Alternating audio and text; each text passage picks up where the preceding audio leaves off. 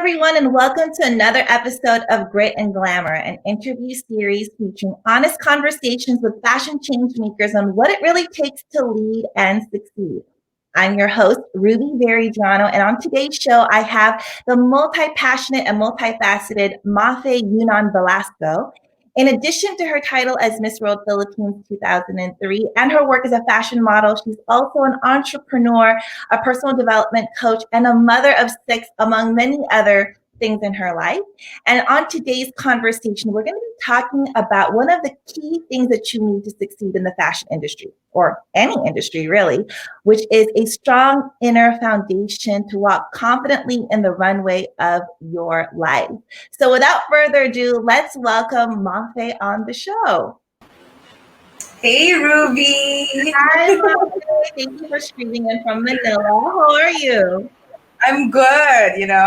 We've been talking about collaborating, and I was grateful for you to be on my show, and now I'm on yours. And, just been watching the past few episodes that you've had. So inspiring, and such a privilege for me to be here.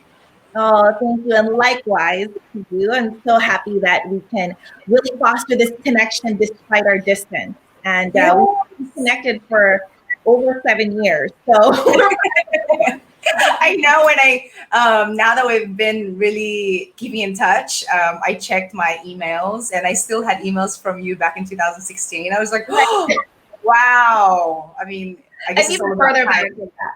Yeah. Well, the next step is hopefully COVID eases up and I can actually come and hang out with you I know. on your side of the world. But Wait. until then, we have this.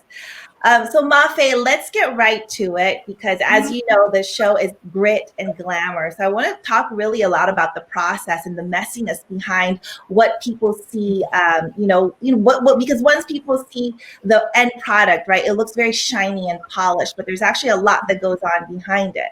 And those of us who know you, we know you for your achievements and your victories. But today I want to talk about something completely different. I want to talk about failures because I believe that failure is actually one of our greatest teachers. So my first question to you is, what is a failure that has defined your life and your journey? No, like I told you earlier, this is such a great, topic for today because, like you said, not everybody sees what goes behind the scenes. All they see is the perfect picture or the perfect setting. Could be just the smiles that you see, or even being a model. You go on the runway or you do a photo shoot, but you don't know what's going on behind, backstage or Yep. during that photo shoot. I mean, for me to answer your question, failures or a failure is the biggest lesson or experience everyone should feel. Because I feel as though if you think that life is perfect, it's not. I went through so many endless challenges in my life. If I go back when I was younger, it might have been I was hanging out with the wrong crowd, and that was just me being a young, innocent girl, my teenage years, that I didn't realize that the group of women or girls I was hanging out with were actually not good for me, and I ended up, relationships ended up splitting or distancing. But then again, I look back, maybe it's for the best because I learned a lot. Yeah. Now being a mom, also having my own daughter, I know what to do and what to expect and how to deal with the sudden changes. And then going, talking about failures maybe on, a fashion or entertainment situation. My story is I was born in the Philippines, but when I was 6, my family or my parents decided to migrate to Sydney, Australia, and I am forever grateful for that experience because I would not know how I would be as a person or as a woman if I didn't get to live in Australia and go through the struggles of, climbing the steps of succeeding in another country, in another environment, a different culture, and just seeing my parents go through it. We lived in someone's backyard, like their laundry room. That was the very first experience or memory of Australia for me. And I'm pretty sure everyone out there thinks or feels that, wow, Australia is so beautiful and things like that. But with my family, that's how we started. And I feel as though that is maybe why I am the strong woman that I am today.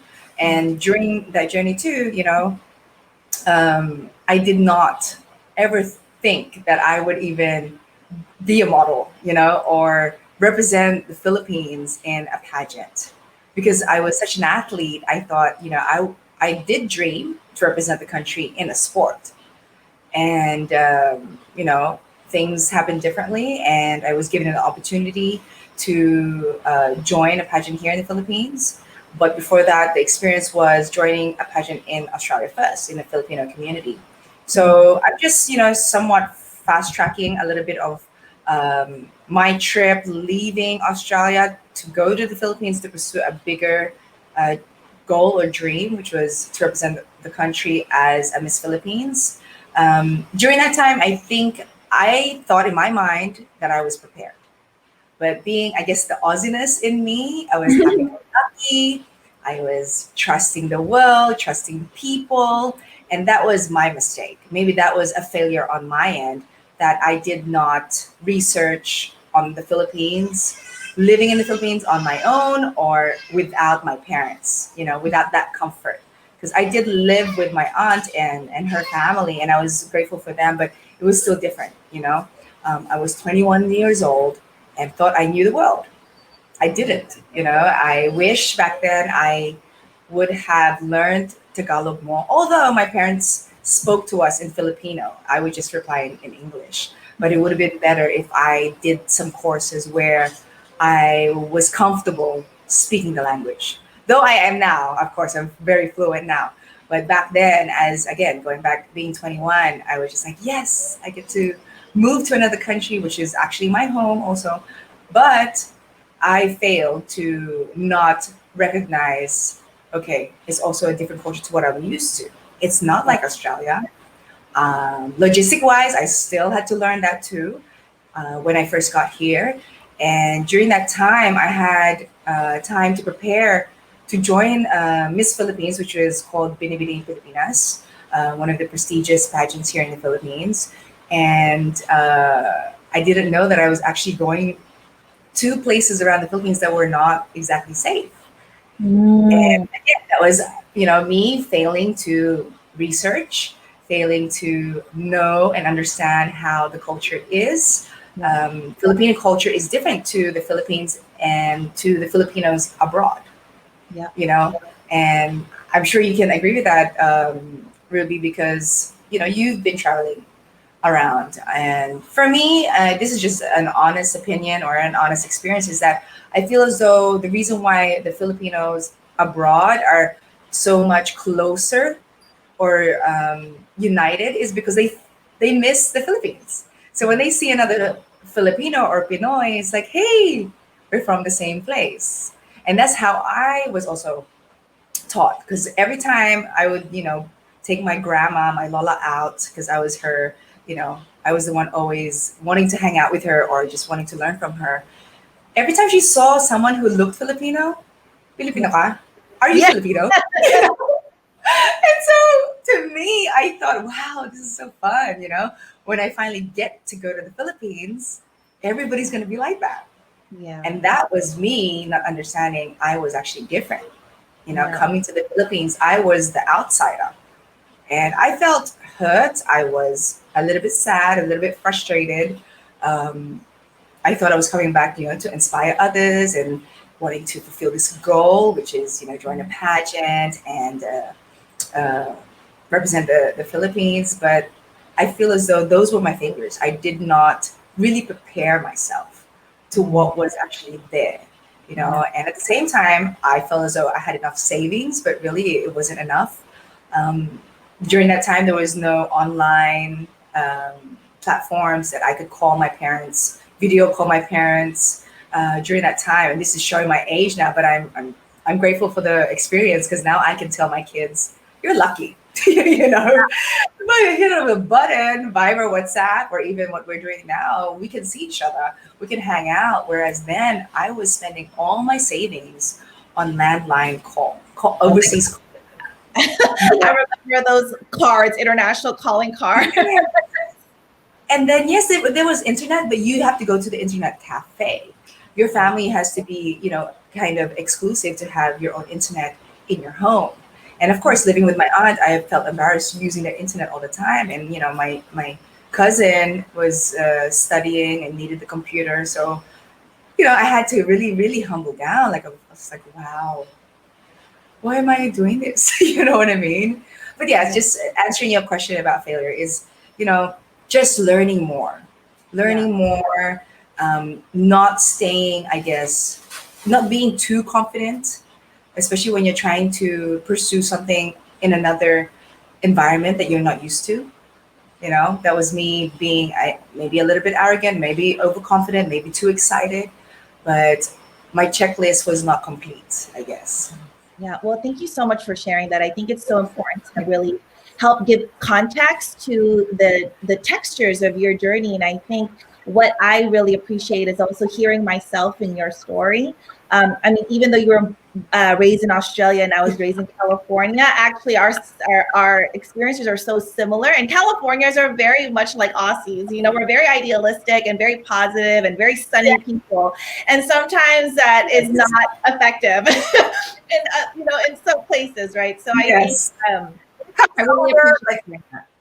we become too excited, or I don't know. It's also labeled, "Oh, you're too flirty," or "you're too out there." I'm like, I'm just Yeah. being me, Or open. I mean, I have the same challenges now living in Paris. I mean, because Parisians are not like that. And, just like you say, like when I saw Filipinas in the park selling lumpia here in the west side of Paris, I got very excited too. I was like, oh, I didn't know that I could have this. So I really just appreciate also being able to share not only your story, your personal story, but really giving texture to the diaspora, right? Because Filipinos come in so many shapes and forms, and we have many different stories. But what we have in common is we love coming home, and Yeah, you've made Manila your home. So I appreciate you sharing that. Now, of in course. regards to other parts of your journey, has there been a moment in you? I mean, of course, you've shared your failures, but has there been a specific moment in your pageant or modeling life where you really deeply questioned yourself? And what were you feeling and how did you overcome that? Yes, during my college years, I had a moment in my life where I was not sure what I wanted. I thought the relationship I had then was the relationship I will have forever. Mm, This was me, being in Australia. There was moments where I had the opportunity like that. Going, if we fast forward a little bit, the opportunity to come to the Philippines and join the pageant. And mind you, during that time was the toughest challenge in my life because I had this great opportunity, but then I had to sacrifice leaving my comfort, leaving my parents, my brother, at the time, a boyfriend, my friends. So I had this decision that I had to make, and it was only me that could make it. Being in I finished a hospitality hotel management degree, and every day it was different. So I was actually enjoying meeting different kinds of people, not having a 9 to 5. But then there was still something that I felt as though there was more. I felt as though there was something more that I could do, and part of growing up, I was a workaholic. I started the age of 12. I started working, part time at a donut shop, selling donuts and coffee at a train station. After that, I was able to work at Hungry Jack's, which is I think Burger King, which is known for, but we call it Hungry Jack's in Australia. And then also I worked as a bartender, a front office girl, a waitress, everything under the sun is customer service. right. And there was a moment in my life where I was scrubbing the toilet in a boys' dorm. And I was like, okay, there's more to this, Mafae. There's Mm, more to life. Because my goal then was to own my own boutique hotel. I wanted to be a mm, general manager of a hotel or own my own. So I had to go through all these, experiences just to be part of my scholarship for college, to have these hours. Right. And when I was like, okay, this is amazing. And I also got to bartend during the 2000 Olympics in Sydney, at the main hotel in the Olympic Park. So I was like, oh, this is so much fun. I'm meeting all these different, people from different countries. I think I need to travel, I need to see the world. I need to get to know other people, apart from the comfort that I had.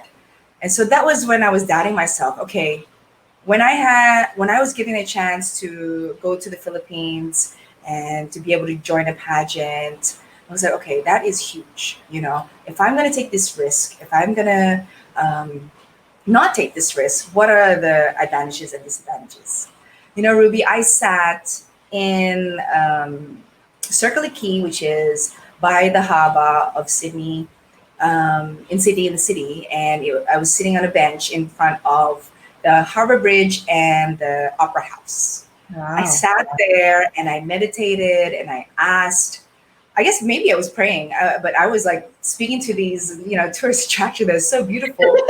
And I was Yeah. like, should I leave you guys? Like, should I really take this opportunity? What if I don't? What if I stay? And I don't know what it was. I was like, okay, my family's here. I can always come back. You know, it will be a huge regret on my part if I didn't try. You Mm. know, life is all about opportunities, and it's up to us as humans, or children of God, to take action, to experience, and then have a testimony about it. But if you don't go for it, you'll never know, Yeah. right? It doesn't hurt to try, and if it doesn't work out, hey, you have other options. So for me, being 21 or 20 at that time, I was like, okay, I'm just gonna do this. I will do this. And when I went home, I told my parents, guess what? When I turned 21, I'm leaving. And they were like, what? And then so that was my thank you to them. I will fulfill this dream or this higher purpose that I Mm. feel as though it was calling to me. I Mm. was telling my parents, and they were already happy. I was graduating, so that's all they wanted. They wanted me to finish school. They wanted me to graduate college, and then the world is yours. And that's one thing that I always share now is because I got it from my parents. Yes, again, the world is yours, or yes, go for it. You know, and they were happy that I was coming to their home. You Mm. know, and just looking back, the support that they gave me, because we only told a few people, because I didn't know if I was gonna win or what. I didn't want to like, hey guys, I'm joining a pageant, but it was like still 6 months because I had to fulfill a residency. That was part of the rules, and so when I turned 21, the weekend after my birthday, I left. It was Wow. that quick, Yeah. and looking back, yes, it was a challenge. Yes, I had self doubt even coming here, but I'm thankful. I'm thankful that I'm able to share my story on your platform and tell other people, if your gut is telling you, if your heart and soul is telling you to do Mm. something great or good, whether you don't know what will be the result, just for Yeah. you trying and experiencing is already, I believe, is already a success in your life. Yeah. You know, Yeah. Yeah. Now, Mafe, really quickly, because I think another thing that we have in common is that we come from quite, modest and humble backgrounds. And I think sometimes because they've seen that we've traveled the world or we've accomplished X, Y, and Z in like places that are far away and unimaginable, right? That you have to have all of these resources in order to make your dreams come true. What would you say to people who are like, oh, well, maybe it's easier for you to do that? Because I feel like in my own journey, there's people who assume that I might have come from a lot of resources. And I think it's not, there's resources and then there's being resourceful. yes. So I love just for you to quickly address, kind of that part of your journey of just being able to be resourceful and going for it regardless of where you come from. Right. And the key thing that you mentioned there is humble beginnings. I My dad was always very open about his younger years, how he only had a sack as his bag for his school bag, one slipper sometimes. And that really, um, I saw pictures and I believe him, and I feel his emotion. I feel the hard work that he's Yeah. done alongside with my mom. She has, until now is working.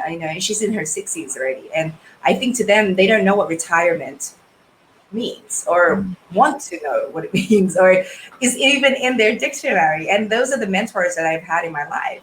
Right. Um, Seeing them from the laundry room to now, owning multiple houses, vehicles, putting me and my brother, and now even my younger brother, who they had, 19 years. We're 19 years apart. So imagine he's about to graduate high school. So they've put another child through school at this age. So going back to not having the resources, guys, you have a dream, you have goals, you write it down.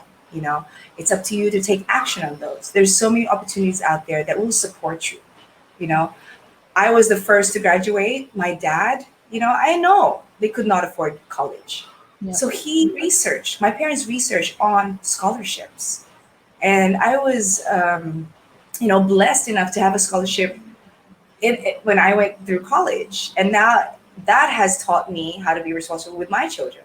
Hey, yes, I do have 6 children, and my husband and I do work hard. But at the end of the day, the things that we have, the food on the table, the shelter, the clothes, is because we know how to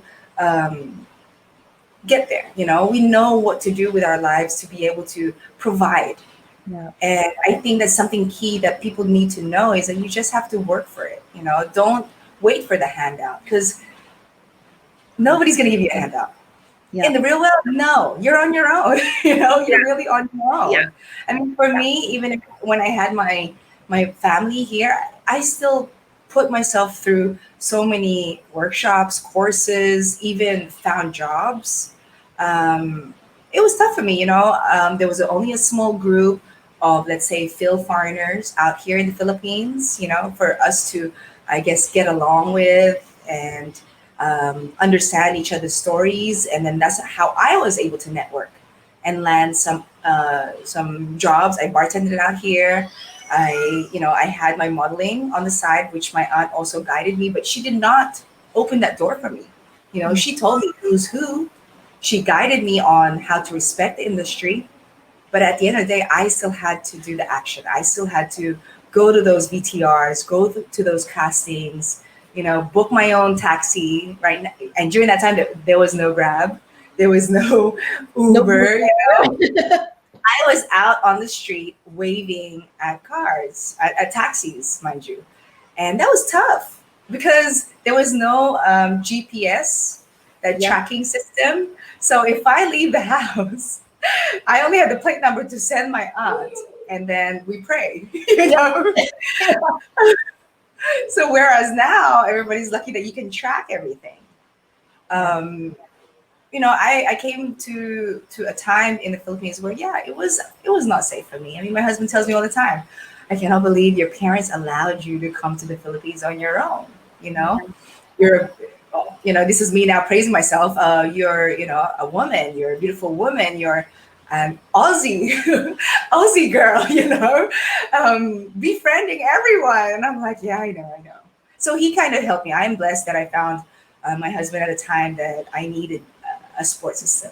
He was able to help me put a wall up, but a very respective wall. Yeah. Yeah. Just so that I can receive the same respect from others here. You Yeah. know, And that's um, a good segue into like the question that I wanted to ask you about. Speaking of that wall and really kind of establishing like a strong inner foundation, I really feel that a strong inner foundation is something that you need to succeed in fashion. I mean, of course, in any industry it's relevant, but especially in fashion. Do you agree yes. with that? And if so, why? Uh, because it's a cutthroat industry. I mean, if we're talking about fashion, if we're talking about being a model or even during the pageant world. I mean, that's even more cutthroat because you need to really have a personality. You really have to show who you are. You're an open book. Whereas when you're a model, sometimes we're just a mannequin. We don't need to talk. Yeah. But at the end of the day, being yourself, being true to yourself, that justifies a certain respect. Yeah. People will understand. Okay, Mafe's not going to take crap.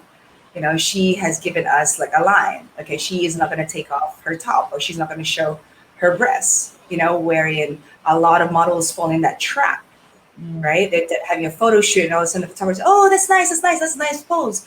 Oh, okay, yeah. No, it's okay. Take it off, and then you just hold it like this. Like, no, Mm. you know." And that's something that I always try to mentor, my students now that I have a mentorship program with. Know yourself, know your values, Mm. right? Um, what's really important in this industry is researching. Going back to our topic of failures, look up to or find those people who have made it. Find those people that have paved the way. I mean, online platforms like this, like me sharing my story. There's other models or other successful people who do that. Yeah. Learn from them because this is a digital world. I mean, the youth has access to anything, Yeah. and it's endless. And for me, my advice is to really look into the positive content. Yeah.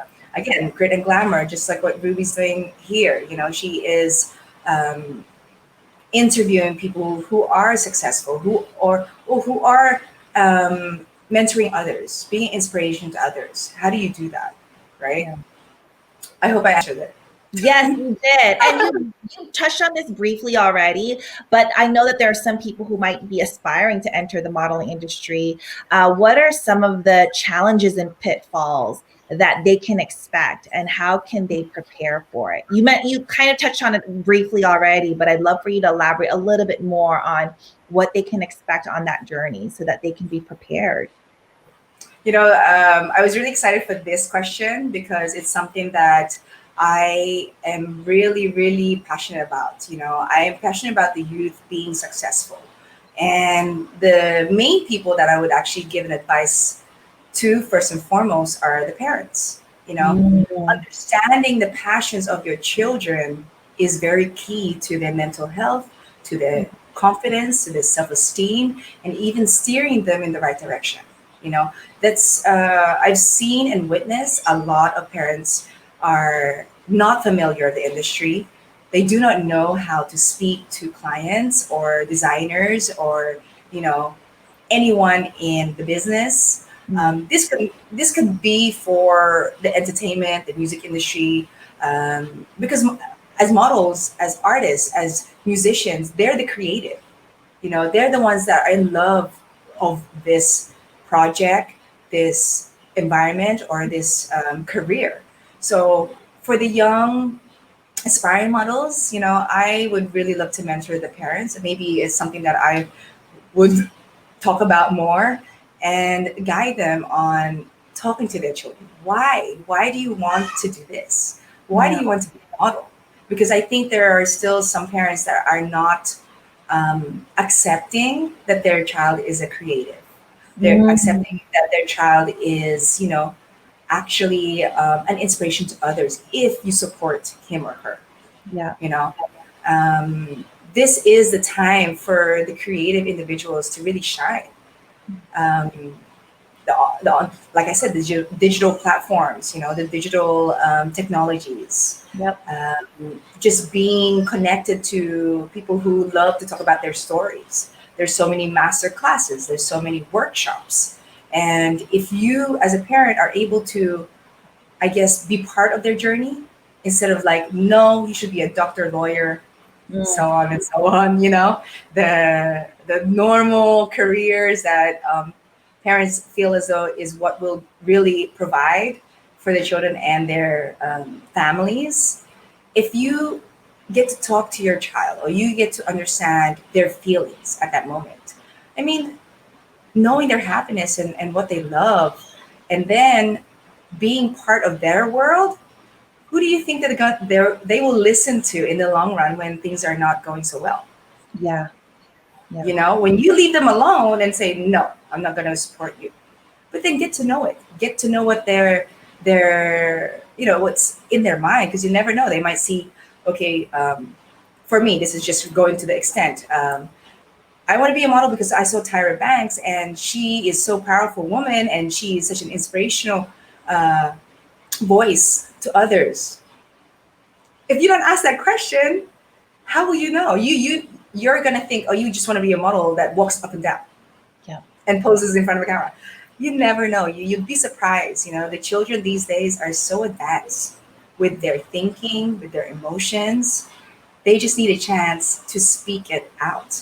Yeah. And I love that. maybe I've never heard that you can actually like mentor parents. Like, so that's advice that is new to me, and it's so real because as someone who had, I mean, I was supposed to be pre-med. That was my destiny, right? And I became a creative unexpectedly, and this is just a journey that I've had. But I wish someone like you would have talked to my parents back then. It would have just made everybody's lives so much easier. And I also agree with you on regards to the why, right? I yeah. think that there is a difference when you lead with why and when you also listen to somebody's why. So for you, what is your, North Star? What is that why for you? It's funny because I think in different uh, age of your life or different segments of your life, you have different whys. I mean, Yeah. for me, if we go back to the modeling world, I actually was at my peak of modeling in my mid 20s till early 30s, and Mm. I was already a mom of four. Wow. So my why became, I guess, in a higher level where every time I would walk on the runway, it was me supporting my husband to put food on the table. And Mm. then at the same time, I was able to live my passion because I respected the industry, you Mm. know. At the same time, just going when I step on the runway and knowing that my kids and my husband is there cheering me on. And then when I actually do see them, when I finally exit the runway, my heart is whole because I Mm. know my why is for them to see how happy I am on the runway, and then being able to also realize that they can do something in their the time that they are able to work and achieve their goals is with a passion, Yeah. and maybe that's why I'm more accepting when um, creatives to me are very special. I think also homeschooling my children, I understand how important it is to also speak to them, right? And then the greater why also is just following my parents' lead, just being, I guess, put in a uncomfortable situation and they made it comfortable, Yeah. you know. Philippines was their home. They didn't want to leave. Yeah. Back then I was only 6, but I still remember. I still remember how sad, how hurt, or how the families all looked. My dad was bawling his eyes out. He didn't want to leave his family. Here's my mom trying to be tough, trying to make us walk through the airport. And during that time, of course, it wasn't so strict. So the family were able to go up until I think immigration. Yeah. So the glass. So they see Mm. us getting our stamps. And here I am, a little girl, just witnessing. I was like, wow, they're so close. And I've never seen my dad cry that much, considering he's the man of the house and things like that. And that was also one thing that I learned, the value of family, Yeah. and when you have that strong bond, everything will be strong. Everything will fall into place. And that's why I really, really love you asking me about advice, because now that I am a parent, I want to be able to guide other parents so that they don't lose that relationship. I Mm. mean, for me right now, it is a rewarding feeling when my children are um, graduating high school, or I have almost an actual graduate. He's only got half a year to go, and then he's like, he's a true blue reality world, and he's done it. He's paved the way for his siblings. But when parents understand that, it's you will cherish these moments, and then you will realize your why. I Yeah. mean, back then when I was modeling, it was tough. I didn't want to be away from my children. There was certain shoots, or even here in the Philippines, our fashion show is like maybe 6 p.m. at night, but then our call time is 6 a.m. in the morning. Mm. So I was just like, oh, that's one whole day. But looking back, it was, I still was connected with them. They looked forward to coming to watch my show, and it was just such another level of respect for me with the industry too, and models. Yeah. And I It, know internationally. I'm sorry. Go ahead. no. I was going to say, it just sounds like family is such a big theme in your life, whether it's your family in regards to your parents and who you grew up with, but also your own family. It Mhm. sounds like that is also a very strong inner foundation for you. So I'm just curious to know, like, in regards to the inner foundation that you've set for yourself, how do you replenish it, and what is the main source of it?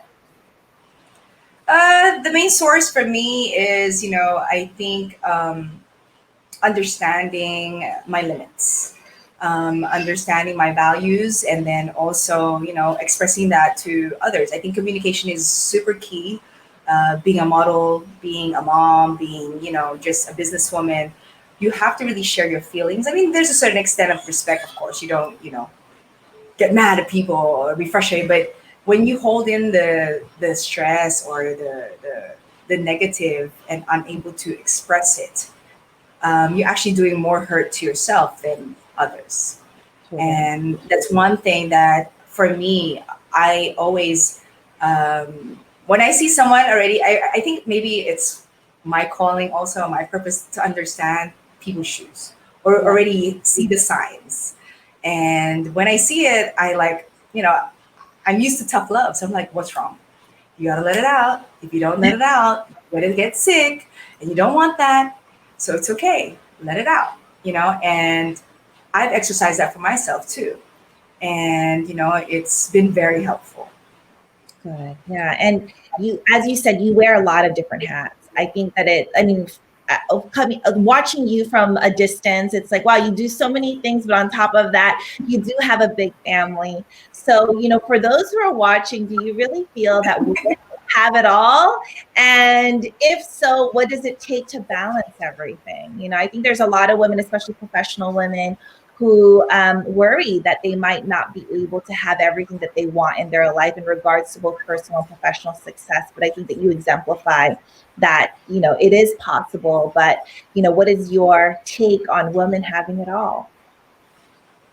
Balance. You said the key word, but to me, the definition of balance is really knowing that you're human, that I am human.